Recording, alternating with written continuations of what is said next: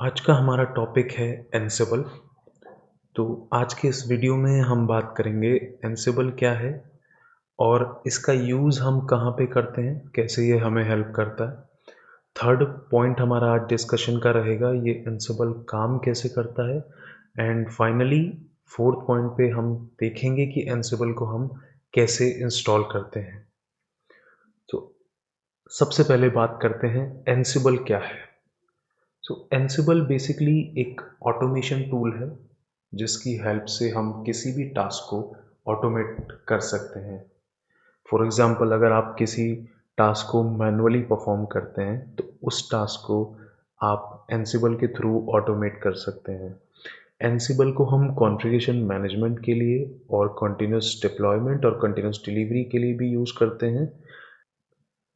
इन topics को हम आगे आने वाले वीडियोस में समझेंगे कि कैसे हम एनसिबल को कंटिन्यूस डिप्लॉयमेंट और कंटिन्यूस डिलीवरी के लिए भी यूज़ करते हैं। तो अभी हम समझते हैं कि एनसिबल कैसे हेल्प करता है हमें, उसका यूज़ केस क्या है, हम उसे यूज़ क्यों करते हैं। तो सिंपल आसान शब्दों में अगर हम समझें तो एनसिबल किसी भी टास्क को ऑटोमेट कर सकता है। ओके, सो मैं एक एग्जांपल के थ्रू आपको बताता हूँ।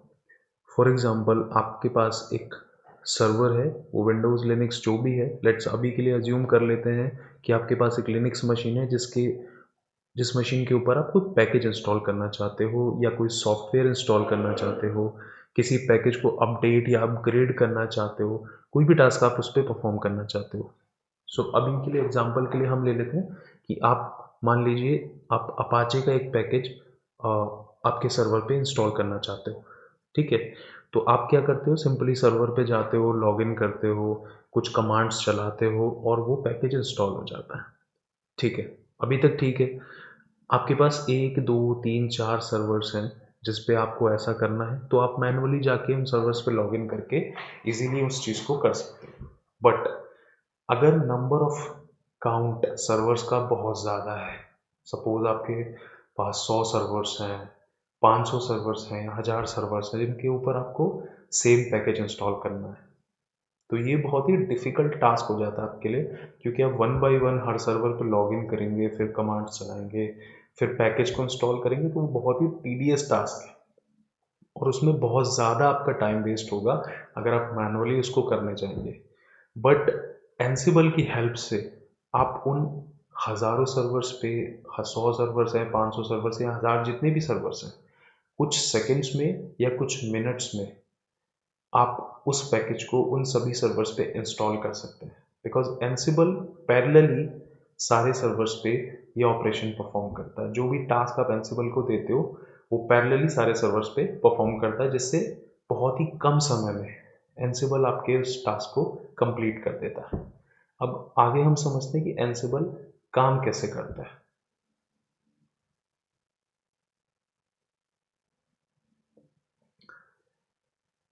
तो एनसिबल बेसिकली आपके जितने भी सर्वर्स होते हैं उनसे रिमोटली कनेक्ट होता है। अगर आपके पास मान लीजिए लिनक्स सर्वर्स है तो एनसिबल एसएसएच के थ्रू उन सर्वर से कनेक्ट होता है और जो भी टास्क आपने एनसिबल को दिया है या जो भी कमांड्स आपने एनसिबल को दी हैं चलाने के लिए वो उन सर्वर्स पे परफॉर्म करता है। अगर आपके पास विंडोज़ मशीन्स हैं तो एक विन आरएम एक फीचर होता है विंडोज़ का, विंडोज़ रिमोट मैनेजमेंट, उसके थ्रू एनसिबल विंडोज़ मशीन से कनेक्ट करता है। तो आपके पास विंडोज़ मशीन्स हैं या लिनक्स मशीन्स हैं, जो भी मशीन्स हैं, आप कोई भी टास्क को ऑटोमेट कर सकते हो यूजिंग एनसिबल। जैसे कि मैंने अभी अभी एग्जांपल दिया था एक अपाचे वेब सर्वर का, तो ऐसा कुछ भी टास्क आपके पास हो सकता है कहीं पे आपको कोई डेटाबेस इंस्टॉल करना है, माई सीक्वल इंस्टॉल करना है, या कहीं पे आपको इंजीनिक्स वेब सर्वर इंस्टॉल करना है, या फिर कहीं पे आपको जावा इंस्टॉल करना है। ऐसा कोई भी सॉफ्टवेयर हो सकता है या कोई भी एक्टिविटीज़ हो सकती हैं जो आप सर्वर्स पे परफॉर्म करना चाहते हो। But because of number of servers बहुत ज़्यादा हैं आपके पास, तो वहाँ पर आपको टाइम लगने वाला है अगर आप मैनुअली उन एक्टिविटीज़ को करते हैं। तो वो यहाँ पर एनसिबल आपकी लाइफ बहुत ईजी कर देता है। आसान शब्दों में कहूँ तो एनसिबल कुछ ही समय में, बहुत ही कम समय में आपके उस टास्क को इजीली परफॉर्म कर सकता है, जो आपका टाइम भी सेव करेगा और आपके एफर्ट्स को भी। तो ये बहुत बड़ा बेनिफिट है एनसिबल का। अब थोड़ा टेक्निकली समझते हैं कि एनसिबल कैसे आपकी मशीन से कम्युनिकेट करता है। तो एनसिबल एक एजेंट लेस सॉफ्टवेयर है, एजेंट नहीं होता है कोई भी। जैसे आप एनसिबल के कंपैरिजन में दूसरे सॉफ्टवेयर देखेंगे, जैसे शेफ है, पपेट है, ये भी एक ऑटोमेशन टूल्स हैं, बस उनमें एजेंट की ज़रूरत होती है। लेकिन एनसिबल अगर आप यूज़ करते हैं तो आपको कोई भी एजेंट सर्वर्स पे इंस्टॉल नहीं करना होता है। ये एक एजेंट लेस सॉफ्टवेयर है। ये SSH और WinRM के थ्रू रिमोटली आपके मशीन से कनेक्ट होता है और उनके ऊपर जो भी कमांड से जो भी एक्टिविटी परफॉर्म करनी होती है वो करता है, जो भी आपने डिफाइन की होगी।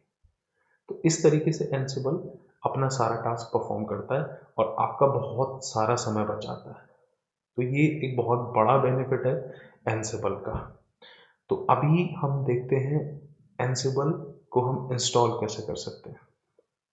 तो मैंने अभी एक यहाँ पर एक उबंटू 20 की एक मशीन बनाई हुई है। तो हम देखेंगे कि एनसिबल को हम इस पर कैसे इंस्टॉल कर सकते हैं। तो मैंने अभी ऑलरेडी इस पर लॉगिन किया हुआ है। तो सबसे पहले आपने SSH करके अपनी मशीन पे लॉगिन करना है और लॉगिन करने के बाद आपको एक कमांड चलानी है, sudo apt अपडेट। मैं एक बार कंफर्म कर दूं कि ये स्टेप्स सिर्फ लिनक्स मशीन के लिए हैं जिस पे आप उबंटू यूज़ कर रहे हैं। अगर आप लिनक्स में ही उबंटू के अलावा या सेंटोस या RHEL रेड हैट यूज़ करते हैं तो आप यम पैकेज मैनेजर को यूज़ कर सकते हैं एनसिबल को इंस्टॉल करने के लिए। बट इन उबंटू आप इस ट्यूटोरियल को फॉलो करते हैं जो मैं बता रहा हूँ आपको। sudo apt अपडेट चलाने के बाद आपने चलाना है sudo apt इंस्टॉल